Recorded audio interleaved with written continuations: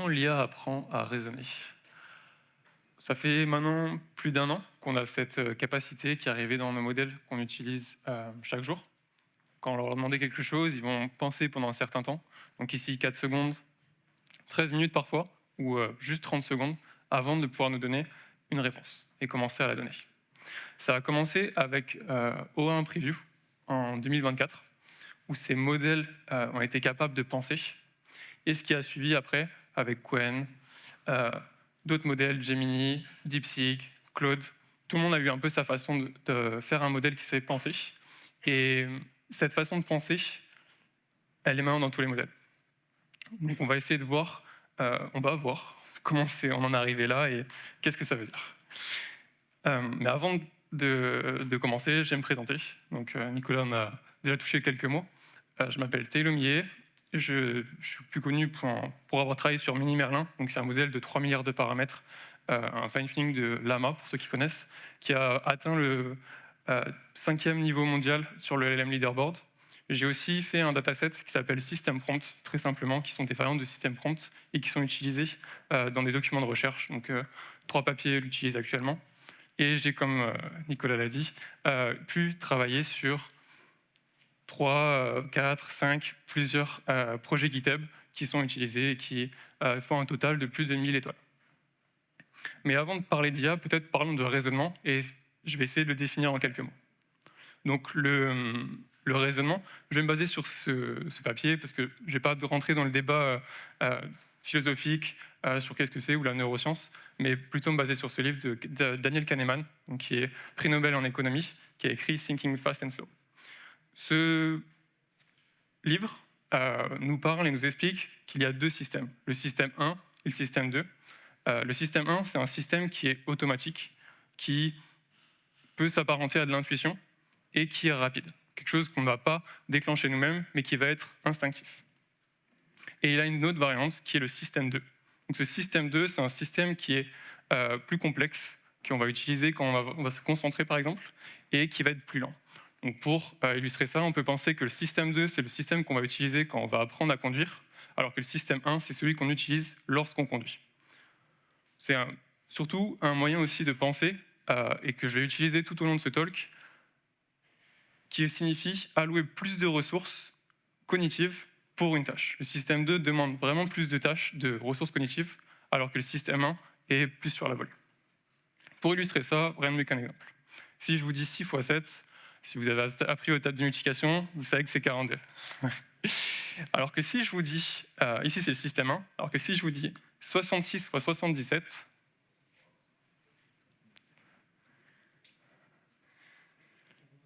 « 5082. Ici, vous voyez, vous avez utilisé votre système 2, vous avez dû réfléchir à une façon de décomposer ce calcul, soit trouver votre stratégie, ou bien réfléchir, essayer de faire le calcul. Ça vous a demandé plus de ressources cognitives et plus de concentration pour le faire. Mais du coup, quel est le lien avec l'IA?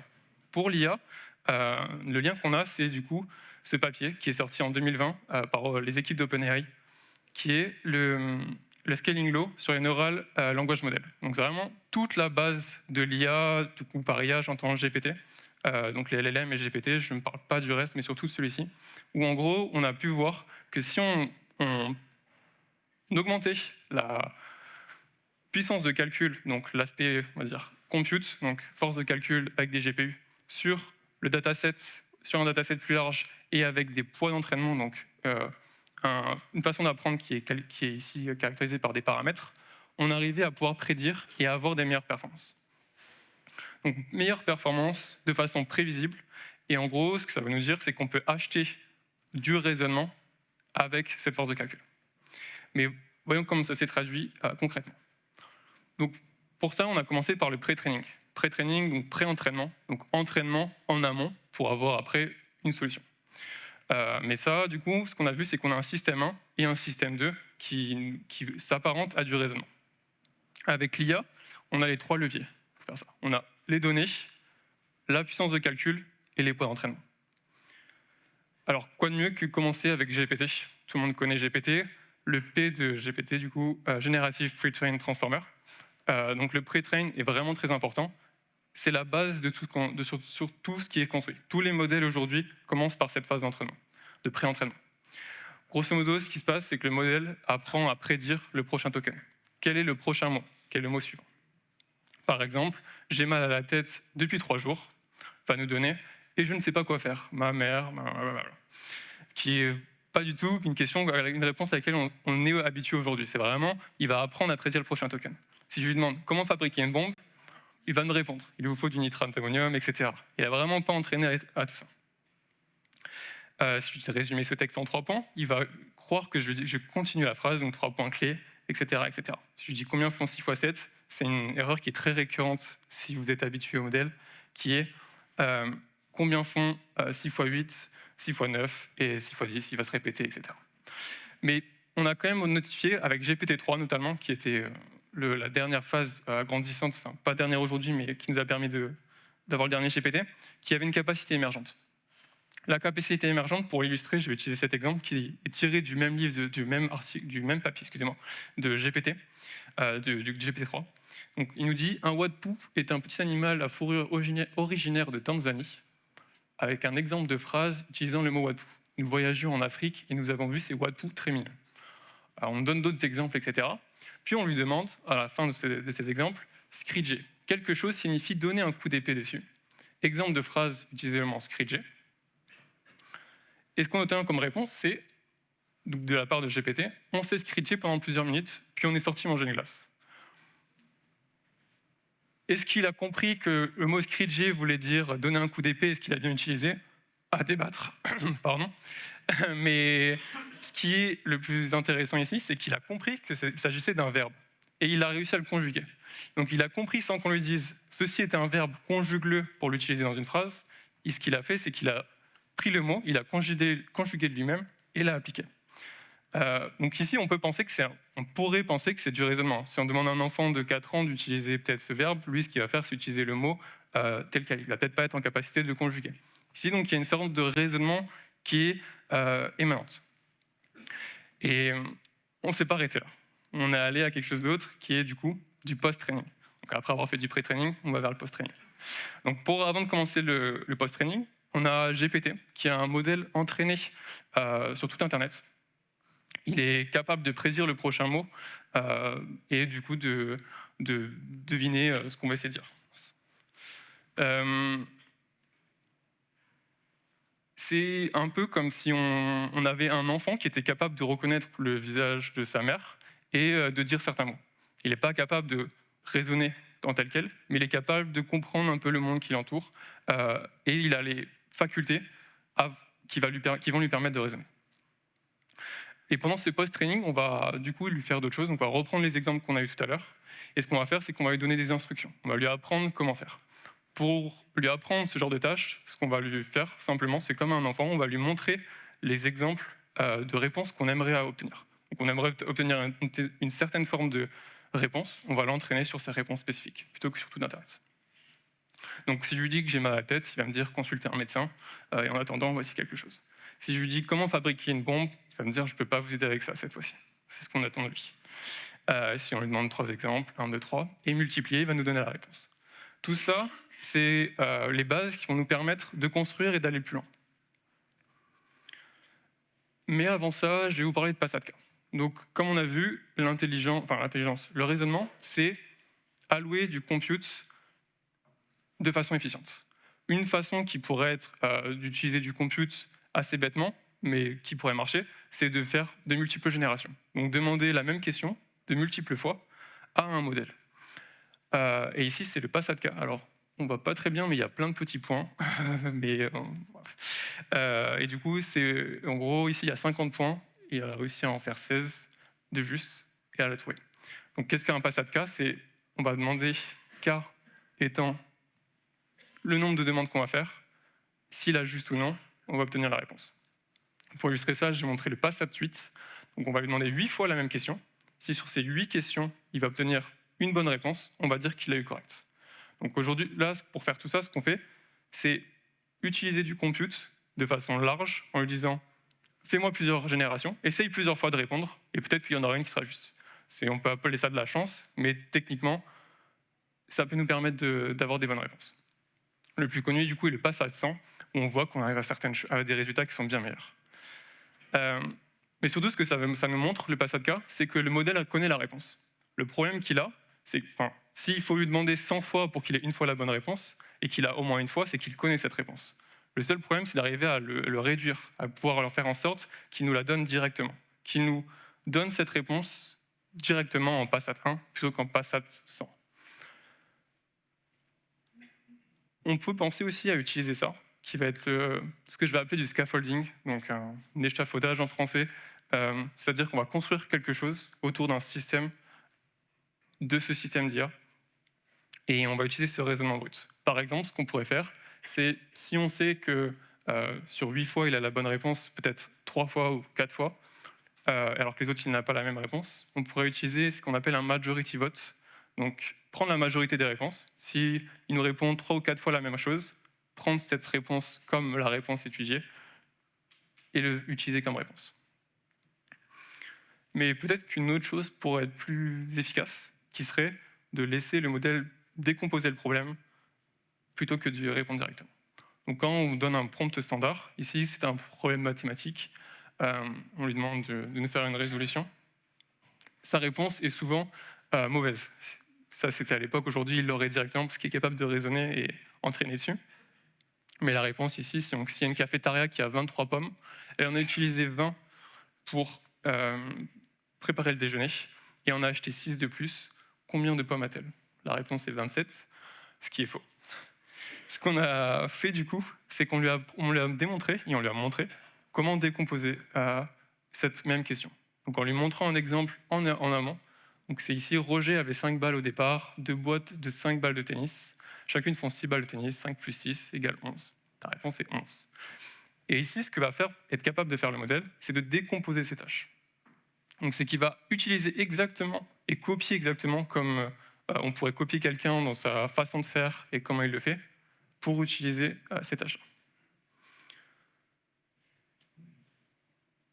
Ici, ce qu'on a, c'est plus du compute qui va être structuré. Comment il utilise plus de compute? C'est qu'il va utiliser plus de tokens pour réponse. Là où tout à l'heure, il nous a dit la réponse est 27, aujourd'hui, ce qu'il va faire, c'est utiliser plus de capacité de calcul pour arriver à utiliser du coup plus de tokens pour sa réponse. C'est quelque chose que nous on fait actuellement, enfin ce que font les modèles quand je vous ai demandé 66 fois 77, c'est ce que vous avez fait, vous avez pensé plus de temps à penser pour y arriver. Mais certains problèmes sont plus compliqués que celui-ci. Donc comment est-ce qu'on peut faire? Ici, on a un problème qui serait, par exemple, Alice et Bob jouent au jeu suivant, un problème qui est plutôt complexe. Ce qu'on va faire, c'est qu'on va essayer de lui faire continuer le raisonnement. Donc plutôt que de lui dire donne-moi la réponse directement, on va rajouter, une fois que sa réponse est terminée, un token. Alors ici, j'ai mis vérifier, mais ça pourrait être attends, confirme.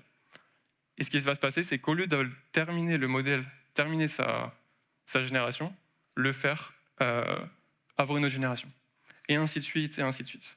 Jusqu'à ce qu'il ait une réponse mieux. Grosso modo, c'est comme si quelqu'un vous posait un problème, vous lui demandiez sa réponse, et cette personne, au lieu de s'arrêter sur sa réponse, lui dire « Tu es sûr ? Continue ?» Et à chaque fois, jusqu'à ce qu'à la fin, il tourne autour de sa propre réponse. Voici les résultats. Alors, ça s'appelle du Space Time Scaling. Ici, ces graphiques que je vous montre sont des graphiques de mathématiques, sont des problèmes mathématiques que je pense que je ne serais pas capable de résoudre en totalité. Peut-être un ou deux, où il me faudrait peut-être un jour sur chacun des problèmes pour les résoudre, surtout sur la MI. Et ce qu'on voit sur ces courbes, c'est que le modèle, en fonction du nombre de tokens, donc ici on a la précision sur les ordonnées et le nombre de tokens utilisés pour la réponse, qui ne sont pas plus de données. C'est pas on a donné plus de données au modèle, c'est on a dit d'utiliser de lui-même plus de tokens. Donc plus de tokens, plus de compute pour réfléchir. C'est comme on lui a dit, prends plus de temps avant de donner ta réponse. Et ce qu'on voit, c'est qu'on a des résultats qui s'améliorent. On a aussi testé à budget équivalent si on lui demandait de faire donc 64 générations pour ce même problème, quel allait être son score. Et on s'est rendu compte qu'en ajoutant ce token pour faire plus de compute, on allait avoir des meilleurs résultats derrière. Donc si on dépense plus de compute à l'inférence, on a des meilleurs résultats. Ok, mais tout ça, ça nous a amené à quoi? Aujourd'hui, on a GPT-5, et pourtant entre les deux, on a eu un GPT 4.5. Je ne sais pas si vous avez entendu parler ou si vous avez eu la chance de l'utiliser. Je crois qu'il a duré 6 mois de vie. C'est le plus gros entraînement de modèles auquel on connaisse. C'est celui qui a utilisé le plus de compute, le plus de données et le plus de paramètres. C'est le plus gros qu'on ait connu. Et pourtant, il a une durée de vie de 6 mois.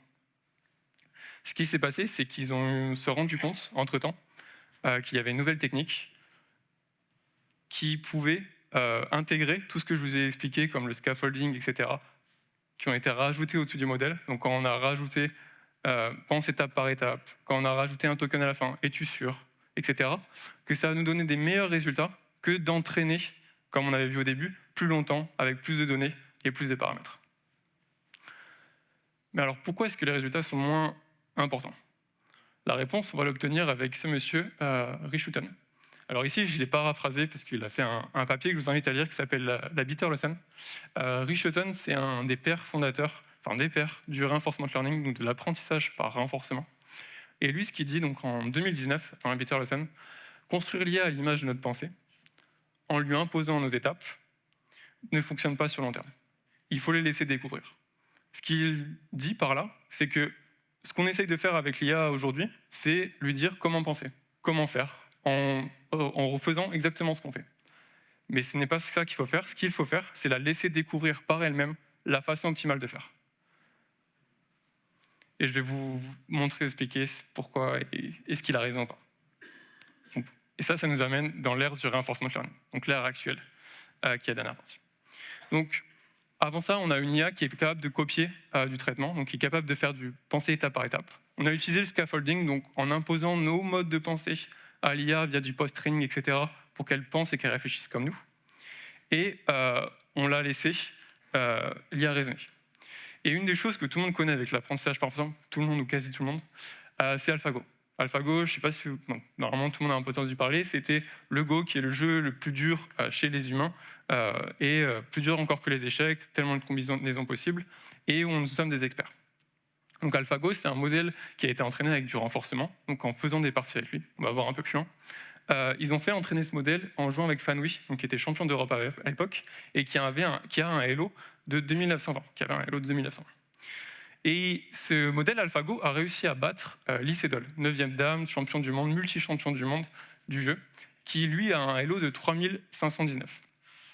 Ils l'ont battu avec un modèle AlphaGo qui a été entraîné sur des données humaines. Donc le modèle a été entraîné à jouer contre soit des humains, soit des parties qui étaient faites par des humains, donc des parties d'archives. Mais ils ne se sont pas arrêtés là. On a une autre partie que peu de monde connaît, qui s'appelle AlphaGo 0. Et AlphaGo 0, c'est un modèle qu'ils ont laissé s'entraîner en jouant contre lui. Donc le modèle, ce qu'il a fait, c'est au lieu de jouer contre des humains, c'est qu'il a joué contre lui-même, sa version précédente, qu'il avait appris. Et à chaque fois, il a itéré. Donc là, il a laissé itérer pendant 3 jours, équivalent de 3 jours, et ça a donné un modèle de 4300, donc un niveau inimaginable pour un humain. C'est quasiment 1000 de Elo de plus entre les deux. Puis ils l'ont laissé entraîner pendant 40 jours.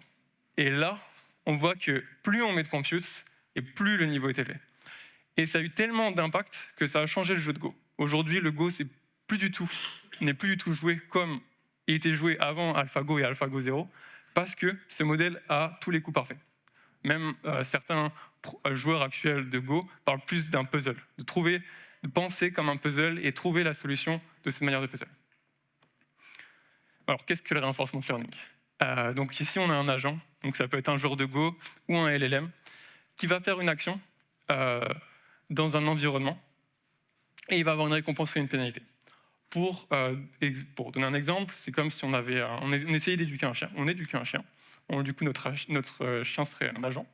On va lui demander de s'asseoir dans une pièce, dans notre salon. On va lui demander de s'asseoir. Excusez-moi.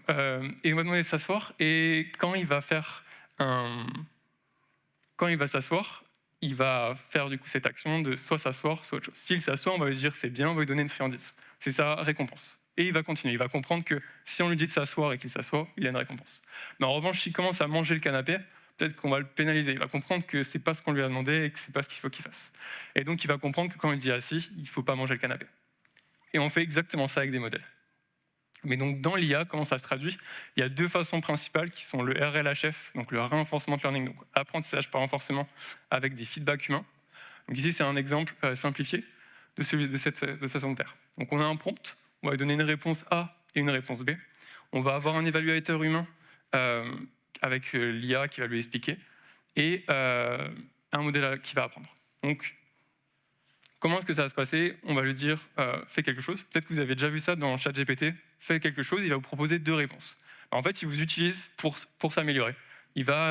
Quand vous choisissez la réponse, il va comprendre que c'est une des préférences humaines et il va globaliser ça après avec d'autres façons de répondre et il va apprendre de cette interaction. Mais le problème qu'on a, c'est que c'est pas vraiment comme Rich Houghton nous expliquait. Lui, ce qu'il parle, c'est plutôt quelque chose d'automatique. C'est que le modèle apprenne par lui-même. Et là, on arrive à l'apprentissage avec des verifiable reward, des récompenses vérifiées. Comment ça passe globalement? On fait un prompt, on va avoir plusieurs réponses. Donc ici, j'en ai pris 4, mais on peut en avoir 8 ou 10 ou 15 ou 100. Et elles vont être vérifiées automatiquement. Donc c'est pour ça que c'est principalement utilisé pour des mathématiques ou du code. C'est quelque chose qui doit et qui peut être vérifié. En vérifiant ces réponses, on a un indicateur. Est-ce que la réponse a été correcte? Si le résultat final, logiquement, la réponse est correcte. Et on donne une récompense ou non à ces réponses qui vont être après permettre au modèle d'apprendre. Et ça nous a permis d'obtenir des facultés latentes qui sont tout ce que je vous ai expliqué avant dans le post-training, donc qui sont le penser par étapes, faire continuer son raisonnement, etc., utiliser plus de tokens, ont été introduites et compilées, on peut parler vraiment de compilation, dans le modèle. Le modèle n'a pas appris à raisonner, il le savait déjà, comme on a pu le voir par les autres approches avant, mais en revanche, ce qu'il a fait, c'est qu'il a compris quand les utiliser, à quel moment je dois réfléchir, à quel moment je dois douter, à quel moment je dois corriger ce que j'ai fait. Et tout ça, ça a été appris grâce au reinforcement learning par des rewards vérifiables. Alors on peut se demander est-ce que ça généralise, etc. Ça généralise, on le sait, par rapport à des problèmes vérifiables, encore une fois, dans un environnement clos, comme du code ou des mathématiques, alors que ça peine dans les autres modes. On a une autre façon aujourd'hui, le problème, c'est le dernier problème qu'on a aujourd'hui, c'est penser sur des longs horizons. Aujourd'hui, je peux vous demander une question assez simple. Si vous pouvez répondre dans la journée, le modèle pourra sûrement le faire aussi. En revanche, si on a des problématiques qui peuvent durer dans le long terme, on va avoir un autre problème. Aujourd'hui, ce qu'on fait, c'est compact. Je pense que tout le monde a fait un peu de code, essayé de coder avec des agents ou pas. Vous pouvez voir qu'une fois que le contexte arrive à une forme, il va demander de compacter. Et il va pouvoir faire après un markdown et après continuer. Ce qu'il va faire, c'est qu'il va reprendre son contenu pour pouvoir continuer continuer à raisonner sur sa problématique.